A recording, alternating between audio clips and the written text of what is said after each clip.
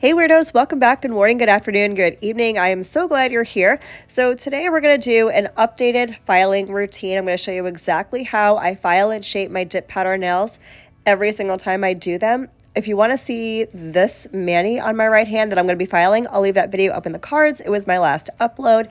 So we're starting off. I activated, I let them sit, and now they are cured and ready to file. So the first thing I'm going to do is show you the files that I'm going to use, because I do use a bunch.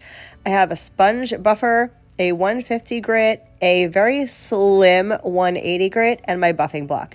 So basically I use the very slim file for cuticle work and a general shaping of my edges. The 150 grit I use for contouring. The sponge buffer I use to pretty much smooth and blend everything together. And then the buffing block I'm going to use to smooth everything out, ultra smooth for top coat, get any scratches out. And I'm going to demo everything for you. I'm going to start with this super slim file, and this is what I'm going to use to get my cuticles in shape. Not my cuticles, you know, the cuticle line, that line of product up near your cuticle area. I'm going to round everything out, get rid of any product that I may have applied unevenly, and smooth everything out for that really crisp, really perfected salon look.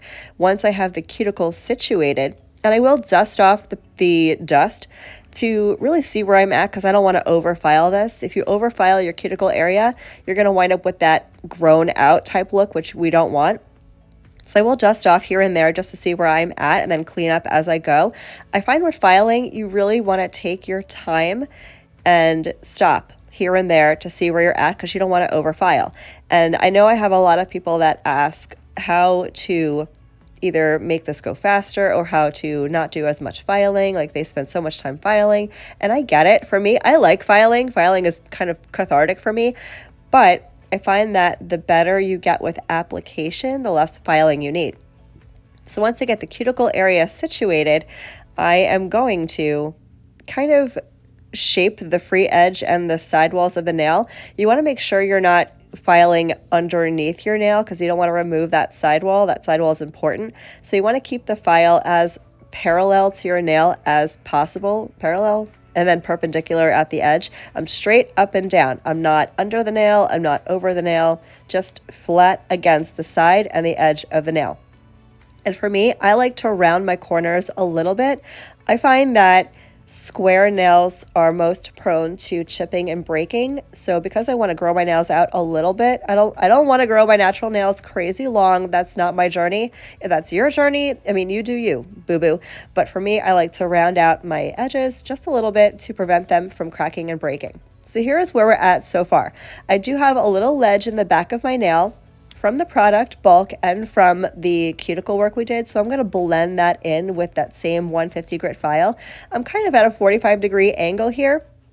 I am not applying any pressure. The file should do the work for you, so you don't want to apply a whole lot of pressure to the nail. You don't want to take off too much product. And I'm just going to start blending in that back part of the nail. You're going to see that my filing routine, I don't really file a whole lot on the surface of the nail in the center. I focus my file mostly on the back of the nail by the cuticle, the sidewalls, and the free edge. But the center of the nail, as you're going to see, is untouched, because that's where I want the majority of my strength to be.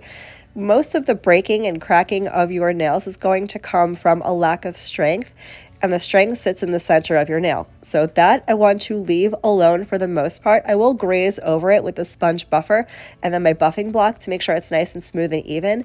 But the filing or debulking is going to happen around the perimeter of the nail.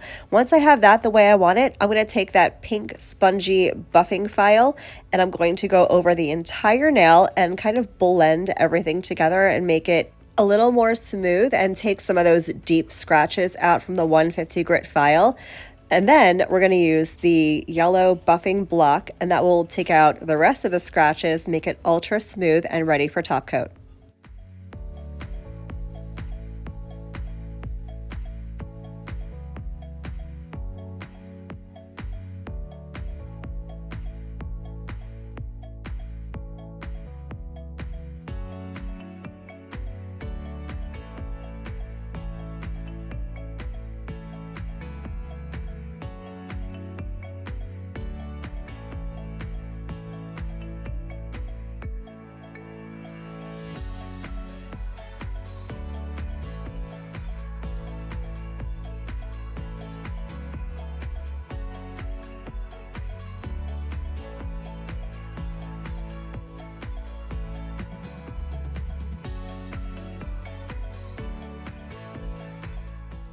Once the buffing is done, I'm going to dust off all that excess dust and debris, and that nail is now finished. So I'm going to go ahead and do the rest of my hand off camera, and then we're going to be ready for top coat.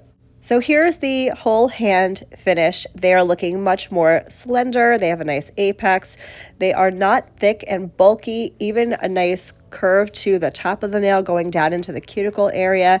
They don't have a big hump in the back of the nail by the cuticle area. So now we are ready for top coat. I'm going to go ahead and throw on a matte top coat.